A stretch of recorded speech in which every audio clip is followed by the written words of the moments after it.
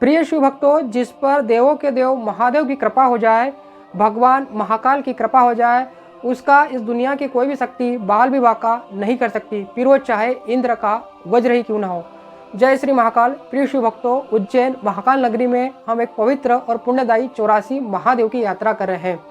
इस यात्रा में मैं आपको उज्जैन शहर में अलग अलग स्थानों पर ले जाता हूँ और वहाँ पर स्थित जो दिव्य और चमत्कारिक शिवलिंग है उनके दर्शन कराता हूँ, क्योंकि ये जो शिवलिंग है कोई मामूली शिवलिंग नहीं है। इनमें से मात्र एक शिवलिंग के भी दर्शन मात्र से आपके जीवन में जो आपको पाप लगे होते हैं वो पाप नष्ट हो जाते हैं। तो कोई शिवलिंग आपको धनवान बना सकता है, तो कोई शिवलिंग आपको स्वर्ग दिला सकता है। बस इन पवित्र शिवलिंगों के महत्व की, इनके पुण्य लाभ की जानकारी कम होने के कारण हम इनके दर्शन लाभ से वंचित रह जाते हैं। तो प्रिय शिव भक्तों, चलते हैं इसी क्रम में हमारे 30वें पड़ाव श्री चौनेश्वर महादेव मंदिर की ओर। यह पवित्र मंदिर उज्जैन में इंदिरा नगर चौराहे से जब आप ईदगाह की ओर अंदर की ओर जाते हैं तो वहीं पास में स्थित है श्री चौनेश्वर महादेव मंदिर। तो चलिए इस पवित्र मंदिर में चलते हैं, इस पवित्र शिवलिंग के दर्शन करते हैं और इस पवित्र शिवलिंग के पीछे की जो अद्भुत अनसुनी कथा है उस कथा को भी हम जानते हैं, क्योंकि आज की जो हमारी पौराणिक कथा है वो भक्ति, प्रेम और तप की महिमा को दर्शाती है। प्रिय शिव भक्तों, पुराणों में वर्णन मिलता है कि जो ऋषि भृगु थे उनके पुत्र थे ऋषि च्यवन। एक बार ऋषि च्यवन पृथ्वी पर कठोर तप करने का प्रण लेते हैं और वो इस प्रण में लग जाते हैं, यानी कि वो कठोर तपस्या करने लग जाते हैं। साल दर साल बीतते जाते हैं, ऋषि तपस्या करते रहते हैं। साल दर साल बीत जाने के कारण जो हवा, धूल, मिट्टी उनके शरीर पर जमती रहती है, इस कारण से जो उनका जो शरीर होता है वो पूरा का पूरा उनका शरीर मिट्टी से ढक जाता है और उनके चारों ओर एक मिट्टी का टीला बन जाता है जिसपे की घास फूस उग जाती है और आसपास लताएं उग जाती है। पूरा शरीर ढक जाने के बावजूद भी ऋषि के तप के प्रभाव के कारण उनकी जो आंखें होती है वो चमकती रहती है और उनके आंखों से एक तेज रोशनी मिट्टी के टीले से बाहर निकलती रहती है। तो मानो ऐसा लगता है कि कोई मोती मिट्टी के टीले में गड़े हुए हो। इसी दौरान प्रिय शिव भक्तों, राजा सरियाती अपने परिवार के साथ एक बार वन में शिकार करने आते हैं। उनके साथ में उनकी पुत्री होती है जिसका नाम था राजकुमारी सुकन्या।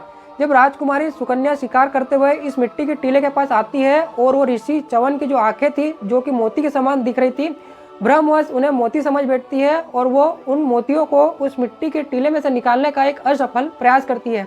इसके लिए वो अपने धनुष बाण से उस मिट्टी के टीले में से उन मोतियों को निकालने की कोशिश करती है, लेकिन कुछ देर बाद देखती है वो कि उस मिट्टी के टीले में से खून बहने लग जाता है, क्योंकि असल में तो मोती थे ही नहीं, वो ऋषि च्यवन की आंखें थी। लेकिन प्रिय शिव भक्तों, राजकुमारी सुकन्या की एक भूल के कारण ऋषि च्यवन जो होते हैं वो अंधे हो जाते हैं। चूंकि ऋषि च्यवन एक तपस्वी थे, बताया जाता है कि उनके तप के कारण बाद में जो राजा सरियाती थे उनकी प्रजा में कई प्रकार की बीमारियां फैलने लग जाती है और उनकी प्रजा में हाहाकार मच जाता है। इसके बाद प्रिय शिव भक्तों, जब राजा सरियाती को एक ज्ञात होता है कि उनकी जो प्रजा में इस प्रकार का बीमारियां फैल रही है, इसका कारण ऋषि च्यवन है, क्योंकि ऋषि च्यवन की आंखें जा चुकी थी और उनके तप के कारण यह सब कुछ हो रहा था, तब वो अपनी पुत्री राजकुमारी सुकन्या के साथ ऋषि च्यवन के आश्रम में जाते हैं और वहां जाकर वो ऋषि च्यवन से क्षमा प्रार्थना मांगते हैं कि जो कुछ भी हुआ वो भूलवश हुआ है, वो इसका प्रायश्चित करने के लिए तैयार है। साथ में जो राजकुमारी सुकन्या थी वो भी अपनी भूल के कारण काफी दुखी होती है और वह अपने पिता की सहमति से ऋषि च्यवन से शादी करने के लिए तैयार हो जाती है। क्योंकि प्रिय शिव भक्तों, जो ऋषि च्यवन थे वो सालों से तपस्या कर रहे थे, जिसके कारण से वो वृद्ध हो चुके थे, उनका शरीर मजबूत नहीं था और ऊपर से राजकुमारी सुकन्या की भूल के कारण ऋषि च्यवन अब अंधे भी हो गए थे। ऐसे में राजकुमारी सुकन्या भी अपनी भूल का पश्चाताप करने के लिए वो ऋषि च्यवन से शादी कर लेती है और बड़े ही प्रतिधर्म से, सेवा भाव से वो ऋषि च्यवन की सेवा भक्ति करने लगती है। प्रिय शिव भक्तों, कथा में आगे बढ़ते हैं तो पता चलता है कि इस दौरान उनके आश्रम में अश्विनी कुमारों का आना होता है। जब अश्विनी कुमार ऋषि च्यवन के आश्रम में आते हैं और वहाँ पर राजकुमारी सुकन्या को देखते हैं तो उसकी सुंदरता को देखकर मोहित हो जाते हैं और वो राजकुमारी सुकन्या के सामने शादी का प्रस्ताव रख देते हैं। वो राजकुमारी सुकन्या से कहते हैं कि आप इतनी सुंदर हो और जो ऋषि च्यवन है वो तो बूढ़े हो चुके हैं, हष्टपुष्ट नहीं है, आप क्यों इस वृद्ध व्यक्ति की सेवा में लगी हुई हो, आप हम दोनों में से किसी भी से आप शादी कर सकती हो। इस प्रकार का प्रस्ताव अश्विनी कुमार राजकुमारी सुकन्या के सामने रखते हैं। लेकिन प्रिय शिव भक्तों, जो राजकुमारी सुकन्या थी वो प्रतिव्रत धर्म का पालन करने वाली नारी थी, इसलिए वो अश्विनी कुमारों से उनके प्रस्ताव को ठुकरा देती है, मना कर देती है और वो कहती है कि मैं ऋषि च्यवन की सेवा अपने प्रतिव्रत धर्म के साथ करती रहूंगी। तब दोनों अश्विनी कुमार प्रसन्न होते हैं और वो कहते हैं कि हम दोनों अश्विनी कुमार देवताओं के वेद हैं और हम इस कार्य में आपकी मदद करेंगे, यानी कि हम आपके पति को एक बार फिर से वृद्धावस्था से हष्टपुष्ट कर सकते हैं, उन्हें जवान बना सकते हैं। इसके बाद प्रिय शिव भक्तों, दोनों अश्विनी कुमार राजकुमारी सुकन्या के प्रतिव्रत धर्म से प्रसन्न होकर ऋषि च्यवन को एक दिव्य सागर में स्नान कराते हैं, जिससे कि जो ऋषि च्यवन होते हैं वो एक बार फिर से युवा अवस्था को प्राप्त कर लेते हैं।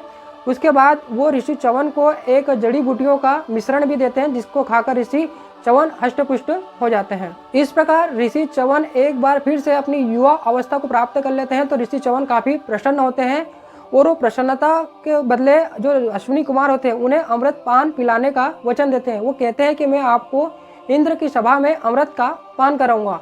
इसके लिए ऋषि च्यवन बोलते हैं मैं आपके लिए एक यज्ञ करूंगा, और वो यज्ञ करने के लिए चले जाते हैं। लेकिन इस बात से जो देवताओं के राजा देवराज इंद्र होते हैं वो नाराज हो जाते हैं, और वो नाराज होकर ऋषि च्यवन से कहते हैं कि यदि आप इन अश्विनी कुमारों के लिए अमृत पान का यज्ञ करेंगे तो मैं अपने दारुण वज्र के प्रहार से आपका विनाश कर दूंगा।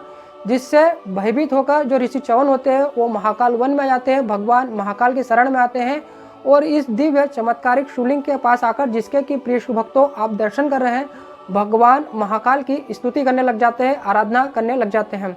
तब ऋषि च्यवन की भक्ति से प्रसन्न होकर भगवान महाकाल प्रकट होते हैं और वो ऋषि च्यवन को अभय दान का वरदान देते हैं, यानी कि इंद्र के दारुण वज्र से ऋषि च्यवन की रक्षा करते हैं। इस प्रकार प्रिय शिव भक्तों, यह पवित्र शिवलिंग जिसके कि आप दर्शन कर रहे हैं ऋषि च्यवन के द्वारा पूजे जाने के कारण श्री च्यवनेश्वर महादेव मंदिर के नाम से जाना जाता है। और इनके बारे में मान्यता है कि जो भी व्यक्ति इनके दर्शन करता है उसके सारे पाप नष्ट हो जाते हैं और उसे किसी भी प्रकार का भय नहीं होता, साथ ही उसे महाकाल लोक यानी शिवलोक की प्राप्ति भी होती है। प्रिय शिव भक्तों, जब जीवन में हर द्वार बंद हो जाए तो एक बार उज्जैन महाकाल नगरी आइए और सच्चे हृदय से भगवान शिव महाकाल का स्मरण कीजिए। भगवान महाकाल की कृपा से आपका भाग्य बदल सकता है। तो जब भी उज्जैन आए तो इस पवित्र श्री च्यवनेश्वर महादेव मंदिर के दर्शन करना न भूलिएगा। जय श्री महाकाल।